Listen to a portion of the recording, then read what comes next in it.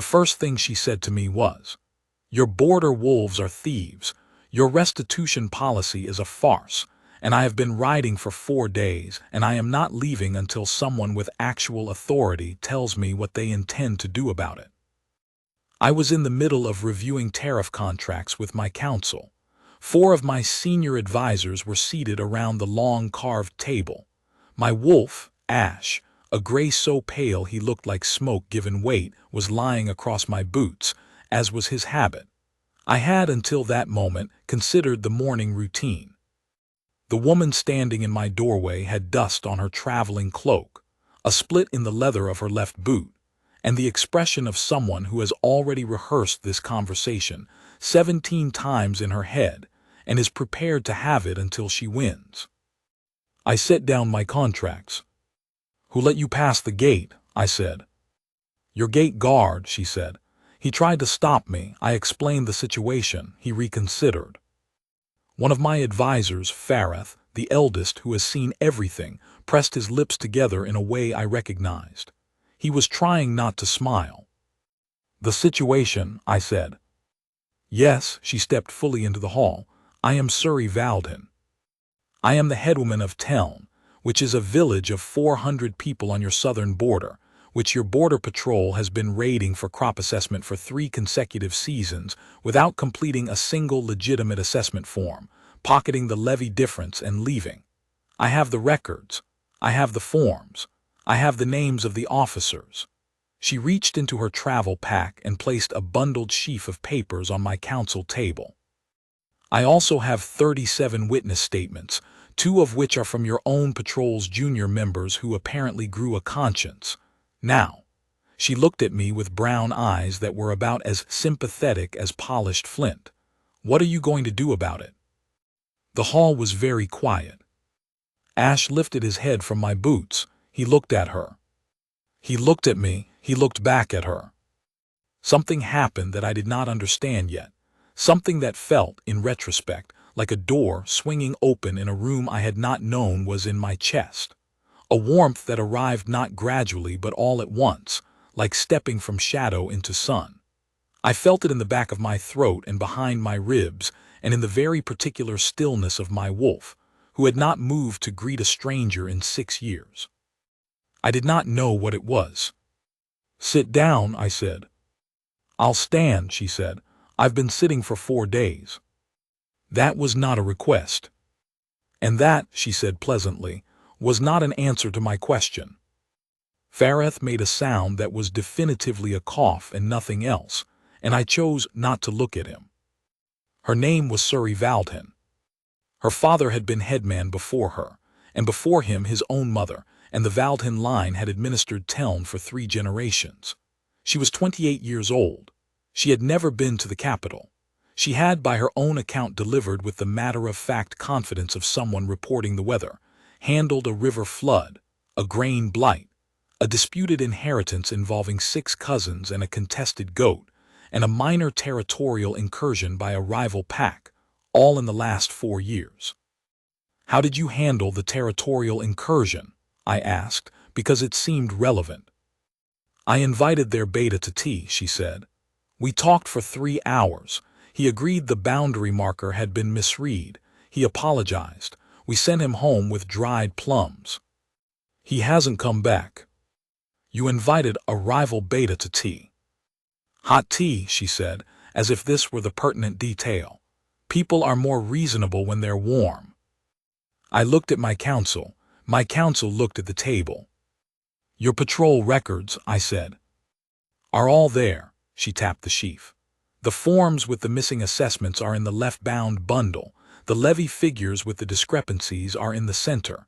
The names of the officers and the dates are in the rightmost folder, along with the junior patrol members' statements."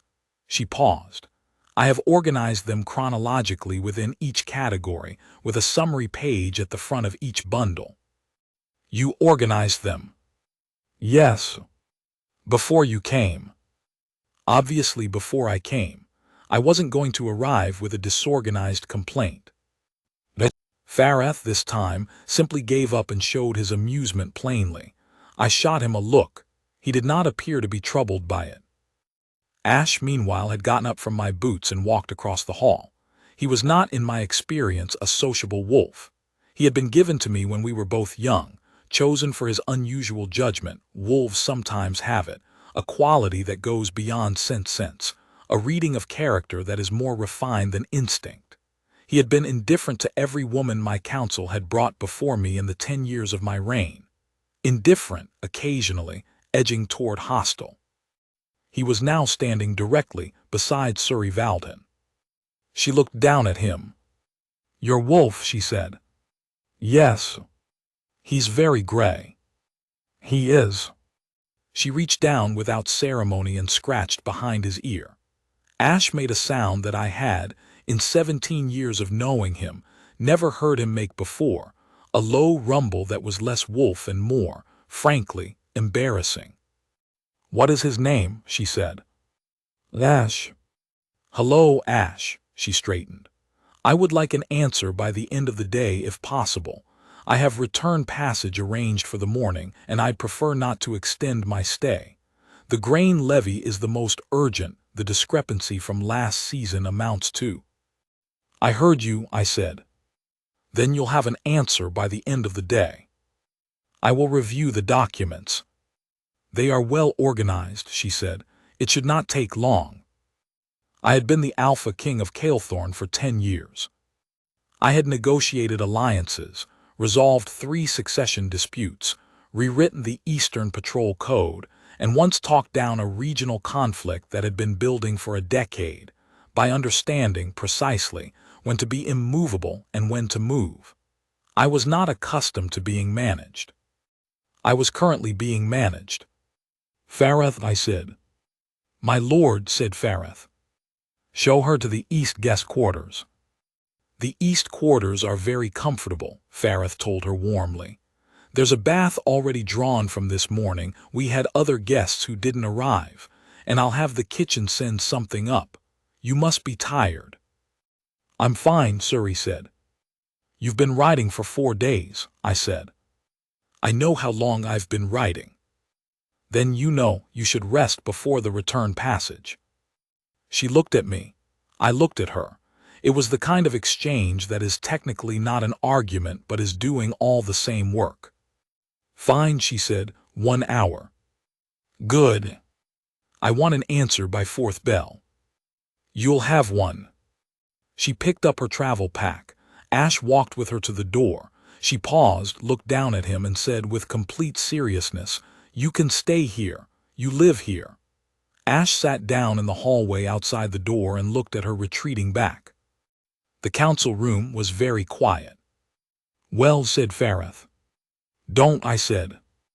I reviewed her documents.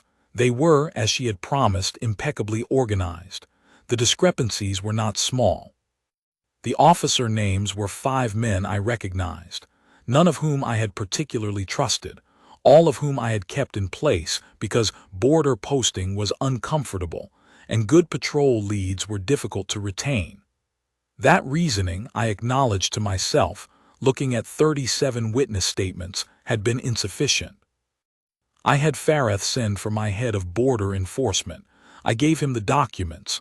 I watched his face. I told him what I wanted done before the season's end.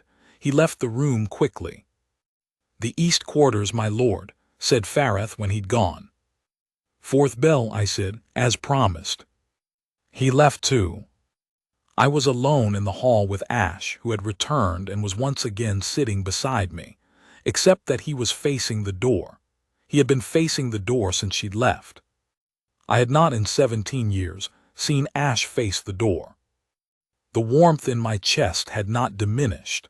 I had been a king long enough to understand what I did not yet understand, to hold the thing I couldn't name carefully at a slight remove and wait for the shape of it to clarify. But I found I could not be entirely objective. The warmth was doing something specific to my thinking. It was making certain things, the way she'd organized the documents, the way she'd said obviously before I came, the way she'd scratched Ash's ear without asking permission feel, not precisely more important than they were, but more vivid. I was a king. I dealt in clarity. This was not clarity. Ash, I said. He turned to look at me. What, I said, are you doing? He turned back to face the door. I met her in the small receiving room at the fourth bell as I had promised. I had the levy summary prepared, the officer documentation flagged, and a formal commitment from my border enforcement head in writing, signed, with a timeline, for correction and restitution. She read it carefully, she read it twice. She asked 3 clarifying questions, I answered them. She asked one more, I answered that too. This is acceptable, she said. I'm relieved, I said. She looked at me as if trying to determine whether that was sarcasm. It was not. I found, to my own surprise, that it was not. I'll need a copy for the village records, she said. Fareth will have one prepared by morning. And the officer disciplinary proceedings, will those be documented separately or within the patrol review? Separately. You'll receive copies of the formal findings when they're complete. Good, she folded the summary carefully. Thank you. You're welcome. She stood up. Ash, who had been sitting in the corner of the receiving room for the last 40 minutes and who I had been pointedly not commenting on, stood up too and walked to her side. I believe, she said, looking at him, that your wolf has developed an attachment. He is sometimes like this with guests, I said. Ash looked at me. It was not, as wolf expressions go, what I would call a neutral look. It was closer to the look one receives when one has said something that is technically a sentence, but not precisely a truth. I think he wants to walk me back, she said. He can do as he likes, I said neutrally. Ash did, in fact, walk her back to the east quarters. He returned 20 minutes later, sat down in front of my chair, and looked at me with the steady patience of someone who has decided to wait out an error in judgment. I went to bed. I did not sleep particularly well. She was supposed to leave in the morning. She did not leave in the morning, because in the morning Fareth came to me with a document question that led to 3 more document questions, and the prepared copy turned into a corrected copy with 2 additional clauses she had, on reflection, realized should be included, and the additional clauses required my countersignature. And by the time all of that was resolved, it was mid-morning, and she said, reasonably, that there was no point in starting a 4-day ride at mid-morning. I told her the guest quarters were available. I know, she said. Fareth already told me. When did you speak with Fareth? At breakfast. He is very pleasant. I'll tell him you said so. He already knows. He seems like a man who knows things about himself. Ash was sitting beside her. He had, apparently, found her at breakfast. He had also, I was informed by my head stable hand shortly afterward, attempted to follow her into the east wing bath and had been gently redirected by the door.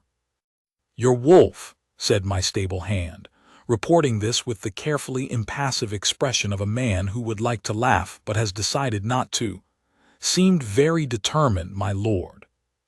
Thank you, Jed, I said. That will be all. I found Ash in the corridor outside the east wing and looked at him. You are embarrassing this household, I told him. He wagged his tail. In 8 years, since he had become fully adult, Ash had wagged his tail exactly twice. Once when I returned from a 6-week border campaign. Once when my youngest nephew arrived for his first visit to the capital at age 4 and immediately sat on Ash's back.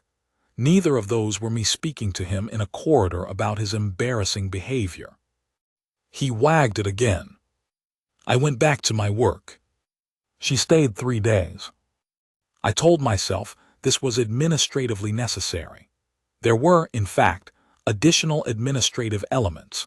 The full patrol review turned up a second thread of irregularity in a related sector, and it made sense to brief her on it rather than send documents, and she had relevant local knowledge about border conditions in Teln's district that actually proved useful to my enforcement head's review. These were all genuine reasons. I was aware, with the clear-eyed practicality that 10 years of ruling tends to produce, that I was also constructing a framing that happened to be convenient. The warmth had not gone anywhere. If anything, over 3 days it had settled, become less like an unexpected arrival and more like a thing that had always been present and had only now been noticed. I did not examine this too directly. I was experienced enough to know the difference between examining a thing and poking it. The former produces understanding, and the latter produces problems. What I examined instead was her. She was, in the plainest possible terms, nothing like the women my counsel had been presenting to me for 8 years. Those women had been chosen carefully, good bloodlines, suitable temperament, appropriate social fluency. Every one of them had been perfectly adequate. Every one of them, when Ash had declined to acknowledge their presence, had become in my mind slightly less solid, like a figure in a doorway when the light is behind them, present but without edges. Surrey was entirely edged. She argued about the morning meal allocation for the East Wing, not because she wanted more, but because she felt the kitchen staff were being inefficient about the timing and she had a suggestion. She reorganized a portion of the levy documents at Farath's request, and then, without being asked, identified an indexing error in the patrol record system that had apparently existed for 4 years. She walked the grounds in the early morning before I was up, and reported to me over breakfast that the eastern wall's drainage had an issue, and she knew someone in town who worked stone and would do good work at a fair rate. "I am not in need of a stone worker," I said. "You will be," she said, "when the rains come." Ash, seated beside her, received a piece of her bread. He took it with a delicacy I had never seen him apply to food. "You're feeding my wolf," I said. "He looked at the bread," she said. "He always looks at bread." "He looked at it differently," she said. I could not actually argue with this, because it was true. The morning of the 4th day, I woke before dawn and found Ash not at the foot of my bed, where he slept, but gone. I found him in the corridor outside the East Wing, seated, patient, facing the door. I stood in the corridor for a moment, in the gray pre-dawn quiet. The warmth was fully settled now. It had a weight to it, a specific gravity, the way important things do, not heavy exactly but present in a way that could not be ignored without effort. An effort, I had learned, was a signal. When something required effort to ignore, it was worth not ignoring. I understood, standing in that corridor, what had happened to me. I had felt the bond. Not gradually, not through courtship or proximity or careful arrangement, but all at once, mid-argument in a council hall, with a woman who'd been riding for 4 days and had organized her complaint with summary pages. The bond had simply arrived, as bonds apparently sometimes did, without schedule or permission, and Ash had known it before I had, because Ash was a wolf and wolves did not have the particular human capacity for looking at the obvious and deciding to assess it later. I stood in the corridor for another moment. Then I went back to my chambers, dressed, and went a fine breakfast. She came to breakfast with her travel pack. She had the copy of the settlement document in her satchel. Her cloak was on. "You're leaving this morning," I said. I said I would leave when the additional elements were settled. "Yes." "They're settled." "Yes." We ate. Ash sat between us. He looked at her, and then at me, and then at her again with the steady rotating patience of someone who has made his opinion clear and is waiting for the slow party to catch up. Farath, who had breakfasted earlier, appeared at the door and found something very interesting to look at in the mid-distance. "If you find the drainage situation significant," I said, "the stone worker." "Merritt Fenn," she said. "He does good work. I'll send his name to Farath." "Thank you." "You're welcome." She drank her tea. I did not, I found, know how to say what I wanted to say in any form that was not going to require acknowledging several things I had spent 4 days being judicious about. I was, in general, not a man who struggled with directness. I had found over 10 years that the direct approach was efficient, and tended to produce reliable results. I applied it to supply chains and border policy and succession disputes. I was finding it somewhat more complicated to apply it to a woman who had arrived with dust on her boots and organized her documents chronologically by category. "Sorry," I said. She looked up. "My wolf," I said, "has not slept in my chambers in 4 days." She looked at Ash. Ash looked at me. His tail moved once deliberately. "I noticed," she said. "He has in 17 years shown this kind of preference for exactly 3 people: myself, my youngest nephew who is 7, and you." "I see," she said. "He is not," I said, "a wolf who makes errors in judgment." She was quiet for a moment. Her teacup was in both hands. She looked at it. "No," she said, "he doesn't seem like one." "I am not skilled," I said, "at this particular kind of directness. I want you to understand that the difficulty is not reluctance. It is unfamiliarity with the territory." She looked at me then, the full, flat, entirely honest look she'd been giving me since the first moment in the council hall. The one that was about as comfortable as standing in a bright light and about as useful. "You felt the bond," she said. "Yes." "When?" "The first day, in the council hall." "When I was arguing with you," she said. "Yes." She set down the teacup. She looked at Ash. Ash sat very still, the way he did when something was about to resolve, as if stillness might help it along. "I didn't feel it," she said, "the bond." "No," I said, "some people don't, not immediately." "I know," she said. "My mother didn't feel it for 6 months. She thought my father was simply a persistent man." "Was he?" "He was that too," she said. "It helped." She was quiet again. Through the breakfast room's open arch, the morning was doing its best, gold beginning at the edges of the red clay tile rooftops of Calethorn, the smell of dry grass coming in on a warm wind. Somewhere in the courtyard, a pair of young wolves making the specific kind of noise young wolves make when they are playing and not yet embarrassed about it. "I have 400 people in town," she said. "I know. I can't be away often." "I wasn't suggesting often," I said. "What were you suggesting?" "I was suggesting," I said, with the care of a man navigating territory he is not yet sure of, "that you might come back, when circumstances permit, and that in the meantime communications are not difficult between Teln and the capital." "Official communications," she said. "Or unofficial ones." She looked at me again. The look had shifted slightly. It was still honest, still fully direct, but there was something in it now that was less flint and more, I thought, sunlit water. Something that had warmth in it. Something that had been there, I realized, for a few days, and I simply hadn't allowed myself to look at it directly. "You are being careful," she said. "I am being accurate," I said. "There is a difference." "There is," she agreed. "My father was careful. He danced around things." "And your mother?"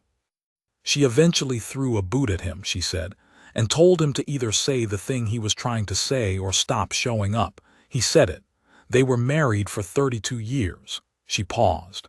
"I'm not going to throw a boot at you. You are, after all, the Alpha King." "I would prefer," I said, "that you treat me as you've been treating me since you arrived." She blinked. "Which is how," she said. "Like a man who has been making an error of administration," I said, "and needs to be corrected." That got her. The warmth came fully into her face, quick, bright, and wholly unguarded, and she laughed. Not the polite laugh of a visitor, a real one, short and genuine, that started in her chest and arrived in her eyes. Ash made the low rumble again. From the doorway, Farath, who was definitively not listening, turned just slightly in the direction of the room. "Roan," she said the first time she had used my name, "not my lord, not Alpha King. My name plain, the way one uses a name when one has decided that a person is a person and not a position." "Yes," I said. "The bond," she said, I don't feel it yet, that's honest. I know. But I notice, she said, that I haven't argued with you this morning. No, I said, you haven't. I argue in the mornings, she said. I have opinions about things. Breakfast, for instance.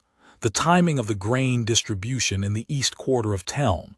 The way the patrol record indexing. Yes, I said, I know. And yet, she said. And yet, I agreed. She looked at Ash. He looked back at her with the steady patience of a wolf who has been absolutely correct about something from the beginning and is prepared to be gracious about it. He's very certain, she said. He has been, since the first moment you walked in. That must be irritating, she said, being outpaced by your own wolf.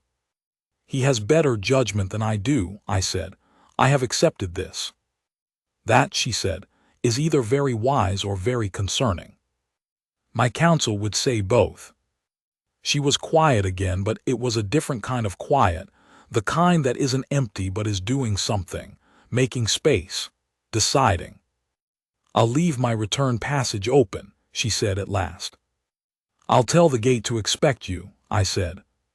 Don't do that, she said. I'll tell them myself, a beat. When I come. When you come, I said. Ash stood up, walked to her side and sat. He was, for a wolf, extremely precise about these moments. There was something in his posture that could only be described, if one were honest about these things, as satisfaction. She did leave that morning. I walked her to the gate. Fareth did not come, which was, I thought, the most diplomatically thoughtful thing he had done in 10 years of service. The stable hand brought her horse around, a compact bay with the efficient, unimpressed look of an animal that has been ridden for 4 days and has views about the matter. She checked the saddlebags, checked the water flask, secured her travel pack with the efficient motions of someone who has done this many times and does not waste motion. Ash sat beside me. He watched her mount. The drainage, she said from the saddle. Marit Fen, I said, I'll send for him. Good. She adjusted her cloak. The morning light was full now, warm and flat and golden on the red tile of the gate rooftops. Dust was already lifting from the southern road. The second patrol sector, the irregularity in the harvest reporting. Fareth will have the correction notices out by next week, I said. And copied to the relevant village headmen. And copied to the relevant village headmen, I agreed.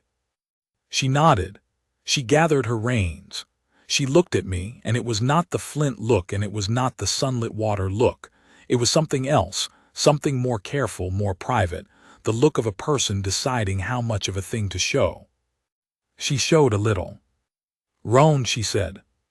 Surrey, I said. Your wolf is going to cry when I leave. I looked at Ash. Ash was looking at her horse with an expression that was, if I was honest, quite close to what she described. He will manage, I said. Will he? I'll distract him with administrative work. She laughed again, the real one, quick and warm. Then she clicked to her horse and rode out through the gate and down the southern road, growing smaller in the bright morning, the dust rising around her. Ash made a sound, not a howl, not quite, something between the two, low and brief and specific, the kind of sound that has a meaning even if there's no word for it. I stood there until she was gone from sight. Then I went back inside and found Fareth, who had found several very important documents to be interested in. She's coming back, I said. Of course she is, my lord, said Fareth. She hasn't decided yet, I said. Of course she hasn't, my lord, said Fareth, in exactly the tone that meant the opposite. I decided not to pursue it. I had, after all, a patrol correction to oversee, a drainage assessment to commission, and a border enforcement review to finalize. I was a king. I had work. Ash followed me into the council hall and lay down across my boots with the deliberate, settled patience of a wolf who has made his peace with the pace of human beings and is prepared, without particular complaint, to wait. She sent her first communication 14 days later. It was not unofficial. It was a follow-up letter on the patrol correction, 3 questions, organized with a numbered preamble, addressed to me formally, signed with her full name and title. It was also at the very bottom beneath the signature, a single additional line. The wall drainage is worse than I said. I may have understated the urgency. SV. I read it twice. I wrote back the same afternoon. The formal response first, all 3 questions answered, the correction timeline updated, the relevant documentation referenced. And then beneath my signature in my own hand, I have sent for Merritt Fenn. He arrives next week. I have also had your East Wing quarters cleaned. R. I sealed it and gave it to the courier. Farath, who had been at the other end of the council table working on tariff documents and not, technically, in a position to have read anything I'd written, looked up and said, "Will she be visiting soon, my lord?" "I don't know," I said. "Of course, my lord," he said. She came back 6 weeks later, 3 days before I had allowed myself to expect her. I was in the training yard the mid-morning session, working with the senior patrol cadets on a new formation exercise, when I heard the gate and then, distinctly, the voice of my gate lead saying something, and then a second voice, direct and unhesitating, saying, "I know he's busy. I'll wait. Where does he take his mid-morning break?"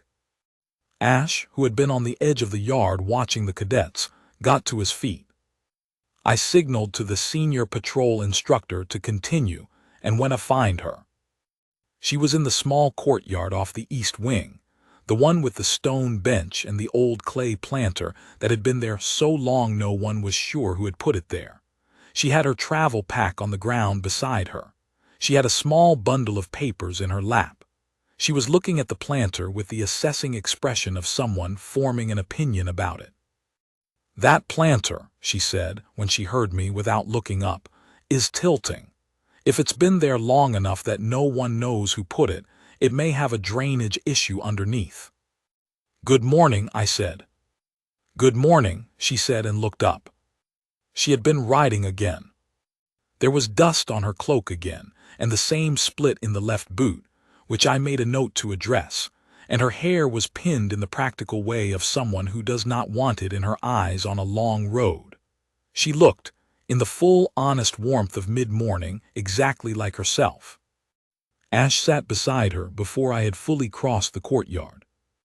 "He's been waiting," I said. "I know," she said. "I've been writing him letters." I stopped. "You've been writing letters to my wolf." "Not formal ones," she said. "Informal ones at the end of my letters to you, just a line about Teln, the harvest, whether the goats were behaving." "I didn't see those," I said.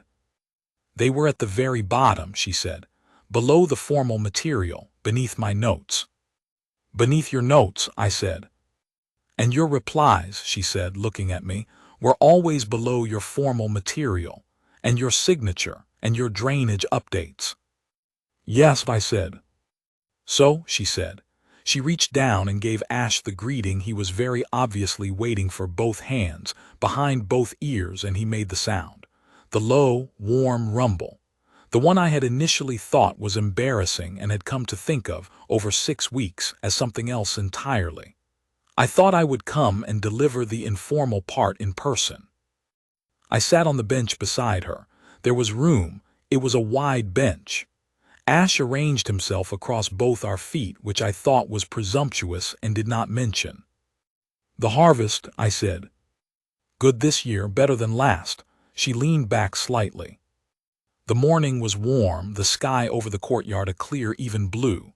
"The goats are not behaving. They never behave. I have accepted this." "And the dispute?" "The one with the cousins." "The new one, about the water access." "Resolved." I suggested they share the secondary channel on a rotation, and each take responsibility for the corresponding maintenance. They both hated the idea equally, which means it was fair. "Good," I said. "How is the patrol review?" "Complete. The final report went out last week." I got the copy. "Was it satisfactory?" "Very," she said. "You included the secondary sector findings. That was thorough." You asked for thorough. I implied it, she said. I try, I said, to read implications accurately. She looked at me sideways. It was a different look than any of the ones before, still direct, still honest, but with something in it that was warmer and less careful. The look of a person who has been deciding something over 6 weeks of letters and has arrived on a 4-day ride at the decision. The bond, she said. Yes. I felt it, she said, coming in through the gate just now. A pause, or perhaps on the road. It was difficult to determine exactly when. It sometimes arrives like that, I said, not all at once. My mother's took 6 months, she said. Mine only took 6 weeks, that's shorter. Yes, I said. So perhaps I'm faster than she was. Perhaps you are. Or, she said, perhaps the bond was more pressing on my end. She looked at me levelly. I argued with everything on the way here. The courier schedule. The bridge reconstruction on the southern road. It's been 3 seasons, Roan. The bridge is perfectly sufficient. They don't need to rebuild it. The price of river clay at the trading post outside the capital's south border. I had opinions about all of it. Very strong ones. That sounds like you, I said. Yes, she said, and then I came through the gate and you weren't there and Ash wasn't there and I stopped. She looked down at Ash, who looked back at her with the quiet gravity of a wolf who has been entirely right about everything. I just stopped, in the middle of the courtyard, and I thought, oh. Oh, I said. Oh, she said, that's what it is. Ash's tail moved against our feet. Once slow, entirely certain. Sorry, I said. Roan, she said. I would like, when it suits you and your schedule, and the management of 400 people and the goats. The goats are not part of the negotiation, she said. When it suits you, I said, to discuss the matter properly. We are discussing it properly, she said. This is me. This is as proper as I get. Then I'm grateful for it, I said, because I would rather have this than what my counsel calls proper. She looked at me for a long moment, the full, level, honest look, and then she nodded once, the way she agreed to things she intended to follow through on, not a performance of agreement, the real one. The eastern quarters, she said. They're ready. And the planter. I'll have it assessed, I said. The drainage underneath. I will have it assessed, I said, by someone who knows stone. Merritt Fenn is available, she said. He's done with the wall. Then I'll send for him. I already asked him to come, she said. On the way through, he's bringing his tools. I looked at her. You organized it, I said. Obviously before I arrived, she said. There were young wolves still moving somewhere across the yard, making their noise. The clay planter sat at its angle in the warm morning. Ash had settled fully, the long, boneless weight of a wolf who has completed his work and is now simply resting in it. I have a question, she said. Yes. The wall drainage you had assessed. The eastern sector last week. Yes. The report said it was fine. The report said it was within normal parameters, I corrected. Which means it was fine. Which means it was not yet a problem. Roan, she said, in the tone she used for administrative error. Sorry, I said, in the tone I had apparently developed over 6 weeks of letters for being found out. Did you actually have a drainage concern, she said, or were you looking for something to write about? I considered this. Both, I said. She pressed her lips together. The warmth was fully in her face now, unguarded and entirely real. I also, she said, wrote you a letter about the goat's behavior in greater detail than was strictly necessary for any administrative purpose. I know, I said. I read it 3 times. She laughed, the real one, quick and bright and from the chest. Ash's tail swept the courtyard stones. From somewhere inside the east wing, I could hear Farath, who was very busy with something very important, in the direction of the courtyard window. Stay, I said, as long as you can. 4 days, she said. Maybe 5. Merritt Fenn will need supervision. He's a professional stone worker. Everyone needs supervision, she said, perfectly seriously. It's good management practice. I see, I said. You'll agree, she said, when the drainage is better. I already agree, I said. She picked up her papers and stood up. Ash stood with her. She gathered her travel pack with the efficient motions I remembered. No wasted movement, nothing ceremonial, simply the practical gestures of a person who knows what she's doing and does it. Roan, she said. Yes. I stopped arguing on the road, she said. About the bridge, the clay, all of it, about 40 miles out. She met my eyes. I thought you should know. Thank you for telling me, I said. I may start again, she said, once I've had a bath and something to eat. I would be disappointed, I said, if you didn't. She walked into the east wing. Ash waited exactly 3 seconds, the pause of a wolf maintaining some dignity, and followed her. I stayed in the courtyard for a while longer. The morning was warm and even and unhurried, the way mornings sometimes are when the important thing has already happened, and everything that follows will simply be the living of it. I had, I thought, a drainage assessment to supervise, a patrol review's final implementation to oversee, a stone worker arriving with tools, letters to answer, the formal ones and the ones below the notes. And in the East Wing, a woman who had been riding for 4 days, who had opinions about breakfast timing and bridge reconstruction and the behavior of goats, who had organized everything before she arrived, who had argued with me from the first sentence, and had not once been wrong about anything that mattered. The wolf had known it in the first moment. It had taken me a little longer. I thought on balance that was all right.